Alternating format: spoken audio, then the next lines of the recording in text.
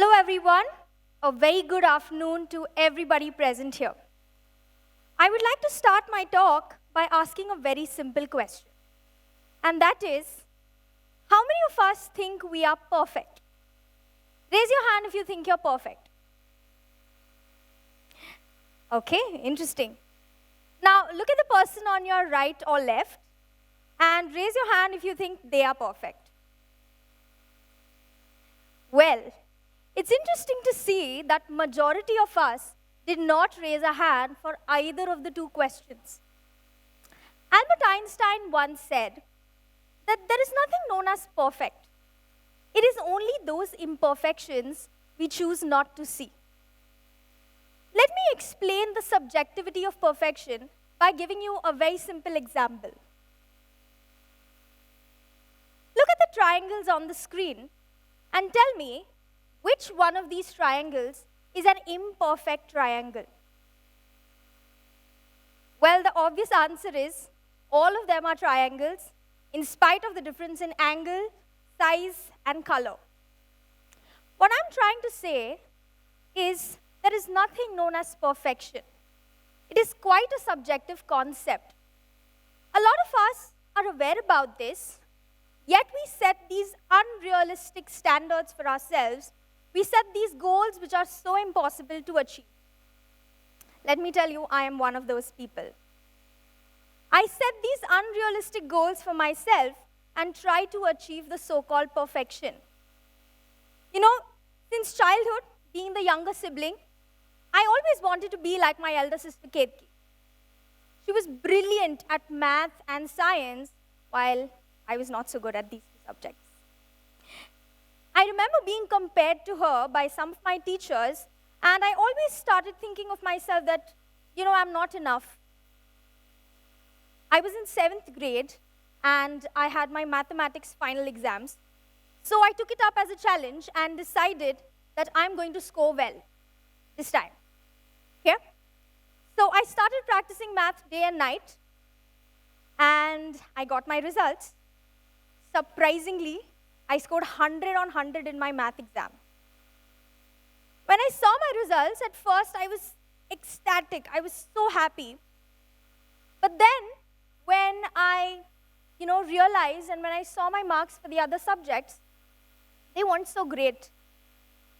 I realized that in that entire, race to earn full marks in mathematics and trying to be perfect at something I'm not, I didn't enjoy learning the subjects that I genuinely loved, like languages and social studies. Languages. I love languages. And that made me pursue my education or my degree in English literature from Xavier's Mumbai. But that journey was not as easy as it sounds. When I decided to opt for the humanities or the arts stream, I was looked down upon by a lot of people. They said the arts stream is for people who are not smart enough. You should take science or commerce. And there I was, once again, doubting my abilities, thinking I'm not enough. So I'm so glad that I've always been supported by my parents.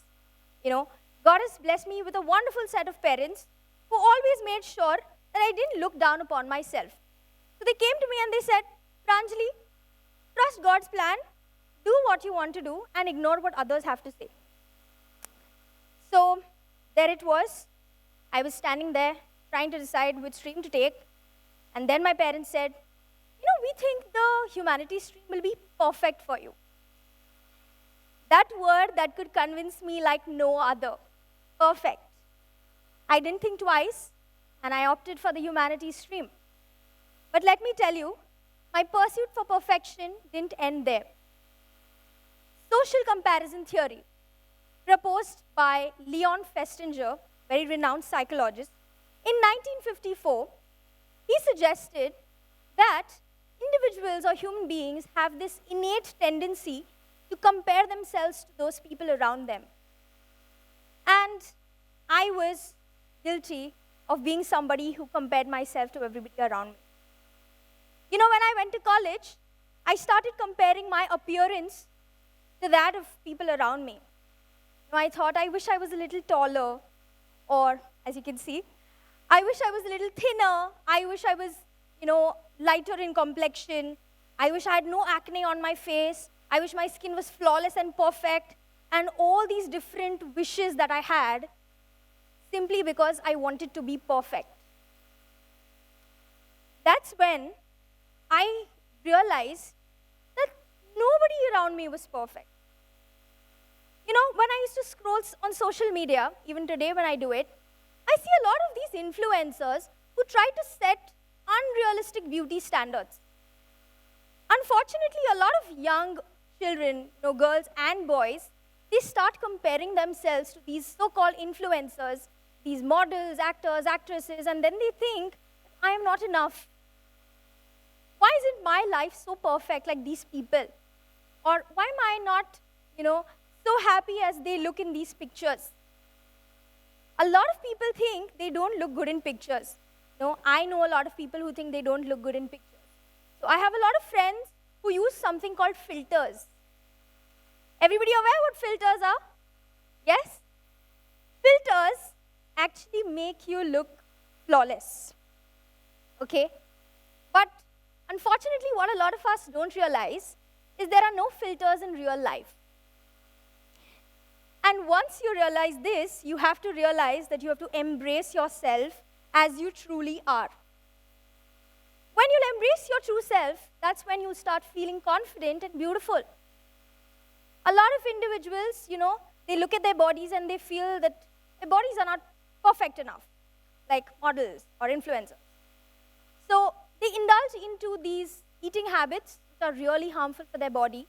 Food disorders like bulimia, anorexia, all of these are so common in a lot of adolescents today. These things are very harmful for them, not just physically, but also mentally. It's high time these things are discussed, and a very important role, that you all can play is to make sure that you make people around you aware of their uniqueness. I wish someone would come to me and say, Pranjali, it's okay to be imperfect. I wish this would pop up every time I use social media. I wish this was taught in classrooms. I wish children would learn this and relearn this until it was instilled in their mind that it's okay to be different. It's okay to have flaws. It's okay to be imperfect. Teachers, this reminds me of my mentor. Let me tell you, my mentor gave me this very simple motto in life. Okay? I am somebody who struggles with, the idea of perfection every single day. Yes, it's a daily struggle for some people, and I'm one of them. I remember when I had to come for this TEDx conference and I was told that I have to give a talk, I got so overwhelmed with the idea of being perfect. I wanted my talk to be perfect. I wanted my delivery to be perfect. I wanted my outfit to be perfect. I wanted my PowerPoint presentation to be perfect. I wanted everything to be perfect. But in that bargain, I realized I was just not able to finalize a topic. And that's when I remembered the motto that my mentor, Mr. Anand Prasad, he gave me. He said, Pranjali, every time you get overwhelmed, remember KISS. Now, KISS is actually an acronym. It stands for Keep It Simple, Stupid. So every time I get overwhelmed with the idea of trying to be perfect, I remind myself, Pranjali, KISS. Keep it simple, stupid. This urge to trying to be perfect is not something that leaves you so easily. At this point in time, I would like to request all the teachers present here, if you could raise your hand wherever you are. All teachers, educators, you could simply raise your hand wherever you are. I think these individuals deserve a round of applause.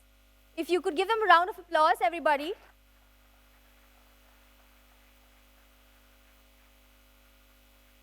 Thank you very much.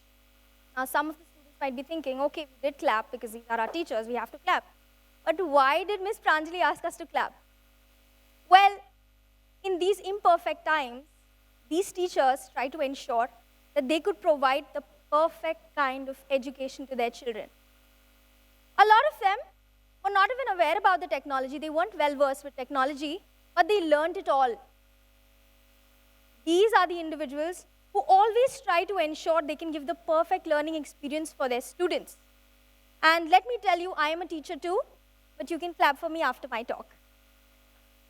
Okay, thank you. What I'm trying to say is, being a teacher, we always have this constant urge to give that perfect learning experience. We try to have that perfect teaching environment, and I am also one of those teachers. I remember my initial days as a teacher, when I had to conduct my very first class. It was not easy. I had learned about lesson planning and all of those things, but I thought to myself, Pranjali, you have to give your perfect class. It's your first time. Let's make a big plan.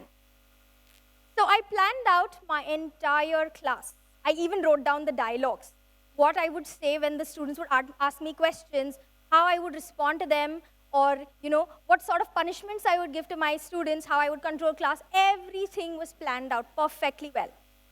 I looked at my masterpiece and I said, wow, I made this so perfect. But the day arrived and it was time for execution. I started conducting class. It was all going according to my plan, perfectly well. I was really happy with the way things were turning out. However, there were these two students at the back of the class, and they started creating chaos. Now, in 99.9% of the classes, you always come across that one set of students who know exactly how to shake things in class. So, these two students started creating chaos, but I had a perfect plan. So, I looked at my list of punishments. I selected one for them. I called them out. I told them, I will be giving you minus marks in your group presentation. They were so sad. They turned back. They went, sat quietly, and I thought, wow, my perfect plan worked so well. But my bubble popped. During the group presentation, I realized none of the other students wanted these two individuals in their group because of my threat. That's when I realized there is nothing like a perfect plan or a perfect class. Even in the virtual environment, when we are teaching students online, we come across a lot of challenges. Some students, they become Mr. India. Their videos are off, their audios are off, and when you ask them, please turn on your video, they'll say, ma'am, my internet is not working.